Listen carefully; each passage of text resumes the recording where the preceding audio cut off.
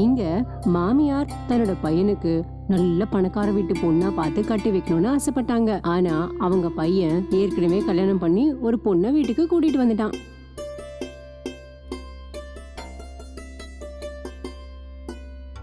அந்த மாமியார் பையனை பார்த்த உடனே அப்படியே ஷாக் ஆயிட்டாங்க.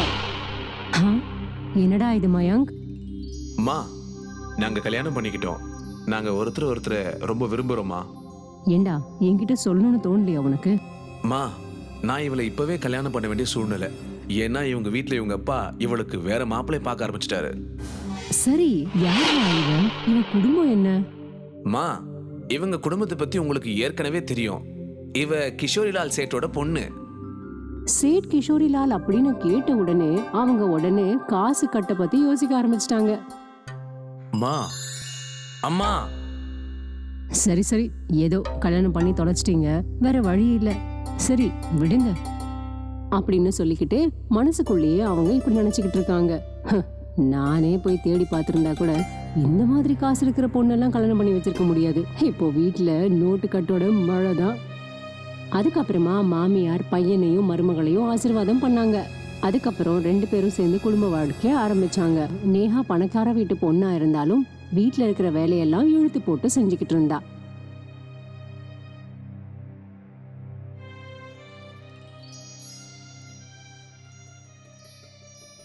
அம்மாடி, அதை கொடு, இன்னைக்கு சமையல் நானே செய்யறேன்.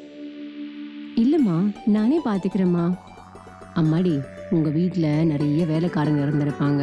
உனக்கு இந்த வேலையெல்லாம் செஞ்சு பழக்கம் இருக்கோ இல்லையோ, அதனால நீ போடா, போய் ரெஸ்ட் எடு, நான் பாத்துக்கிறேன் இங்க இருக்கிற வேலையெல்லாம்.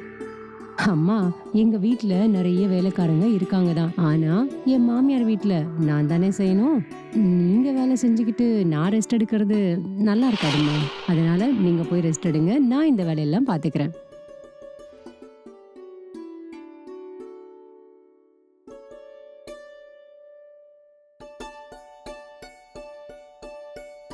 கொஞ்ச நாளைக்கு எல்லாமே நல்லபடியா போய்கிட்டு இருந்தது. மாமியாரும் மருமக நேஹா கிட்ட ரொம்ப நல்லாவே இருந்தாங்க. இதுக்கப்புறமா மாமியாரோட மனசுல காசோட எண்ணம் வந்துருச்சு.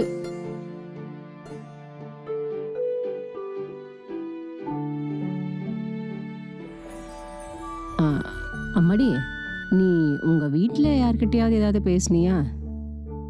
இல்லம்மா, நான் எப்ப போன் பண்ணாலும் அப்பா போனை கட் பண்ணிடுறாரு, அதனால பேச முடியல. இல்லடா, இது ரொம்ப தப்பு. நீ அவங்க கிட்ட போய் மன்னிப்பு கேட்கணும். ஏன்னா நீ அந்த வீட்டு பொண்ணு தானே. எனக்கு அவரோட கோபத்தை பத்தி நல்லா தெரியுமா.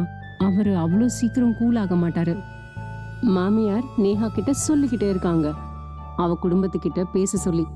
ஆனா நேஹா அவங்க சொல்றது எதுவுமே காதலையே போட்டுக்கல. ஒரு நாள் மாமியார் தன்னோட ரூம்ல தனியா இருந்தாங்க. அட, இப்ப நான் என்ன பண்றது?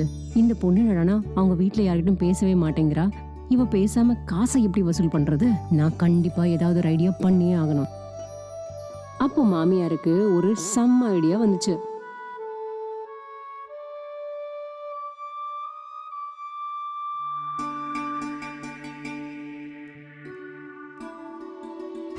மாமியார் நேஹா கிட்ட போனாங்க. இங்க பாருடிமா, என்கிட்ட ஒரு நல்ல ஐடியா இருக்கு. நீ உன் குடும்பத்தோட ஒன்னா சேர. என்ன ஐடியாமா? உனக்கு உடம்பு சரியில்லை. என்னது? இல்ல, உனக்கு உடம்பு சரியில்லாத மாதிரி நீ ஆக்ட் பண்ணணும். பாமாவுமே குழந்தைக்கு உடம்பு சரியில்லைன்னா மனசு தவிச்சு போயிடுவாங்க. இது கேட்ட உடனே அப்பா அம்மா உடனே ஓடி வந்துருவாங்க. ஆனா என்ன உடம்பு சரியில்லைன்னு ஆக்ட் பண்றது? உனக்கு ஆக்சிடென்ட் ஆயிடுச்சுன்னு சொல்லலாம், உனக்கு ரொம்ப அடிபட்டிருக்குன்னு சொல்லலாம். போலியா ஒரு பேண்டேஜ் சுத்திக்கோ, புரிஞ்சுதா? சரிங்கம்மா, ரொம்ப நல்ல ஐடியா. நேஹாவும் இந்த ஐடியாவை கேட்டு சரின்னு சொல்லி ரொம்ப சந்தோஷப்பட்டா. ஆனா அவளுக்கு என்ன தெரியும் அவங்க மாமியார் மனசுல என்ன ஓடிக்கிட்டு இருக்குன்னு.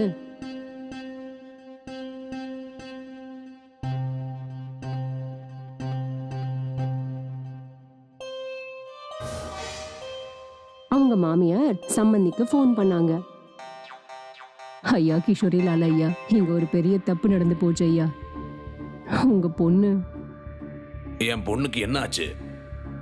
உங்க பொண்ணுக்கு ஆக்சிடென்ட் நடந்து போச்சியா. நிறைய ரத்தம் கூட போயிடுச்சு. என்ன? எந்த ஹாஸ்பிட்டல் இருக்கா அவ? நாங்க அவளை இப்பதான் வீட்டுக்கு கூட்டிட்டு வந்தோம். நீங்க பாக்கணும்னா நேரா வீட்டுக்கு வாங்க. அவங்க மாமியார் போனை கட் பண்ணிட்டாங்க. அங்க இருந்து நேரா நேஹாவோட ரூமுக்கு வந்தாங்க. நேஹாவோட அம்மா அப்பா வரும்போது நேஹா பெட்ல படுத்துக்கிட்டு இருந்தா, கையில கட்டு போட்டுக்கிட்டு இருந்தா.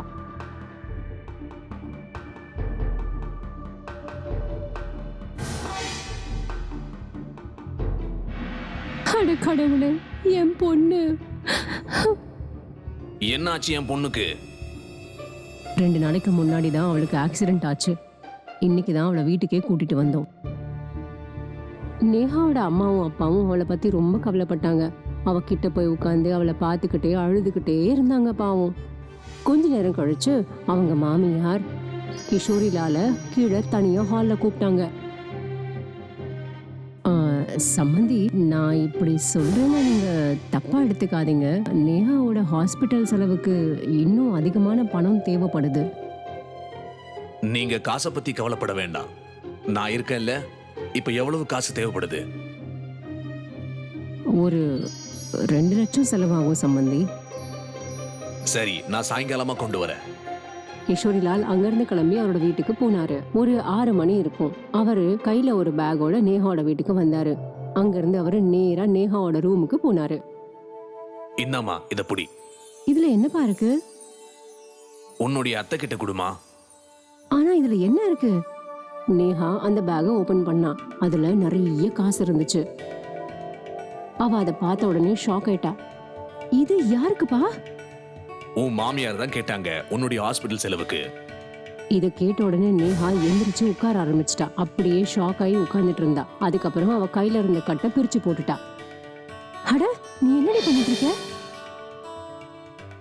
அம்மா, நான் ரொம்ப நல்லா இருக்கேன், பாருங்க. அப்ப இதெல்லாம் வெறும் நாடகமா?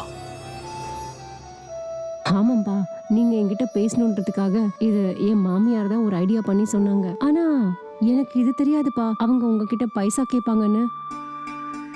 உடனே அந்த இடத்துக்கு அவங்க மாமியாரும் மயங்கும் வந்தாங்க. நேஹா மயங்க் கிட்ட எல்லாத்தையுமே சொல்லிட்டா. மம்மி, நீங்க இப்படி பண்ணுவீங்கன்னு கொஞ்சம் கூட எதிர்பார்க்கல. மயங்க், அது வந்து நீங்க எந்த காரணமும் சொல்ல வேணாம். நேஹாவோட அம்மாவும் அப்பாவும் அங்க இருந்து போயிட்டாங்க. நேஹா அப்புறம் மயங்க் இவங்க 2 பேர் முன்னாடியும் அவங்க அம்மா வெக்கப்பட்டு தலை குனிஞ்சு நின்னாங்க. இது மூலமா அவங்களுக்கு என்ன கிடைச்சது? ஏதாவது லாபமா? வெறும் வெக்கம் மட்டும்தான். அவங்க சாமர்த்தியத்தை பயங்கரமா காமிச்சாங்க. ஆனா அந்த சாமர்த்தியம் என்ன ஆச்சு? புஷ்ன்னு போச்சு. அவங்க புத்தி அவங்கள வெக்கப்படதான் வச்சுது.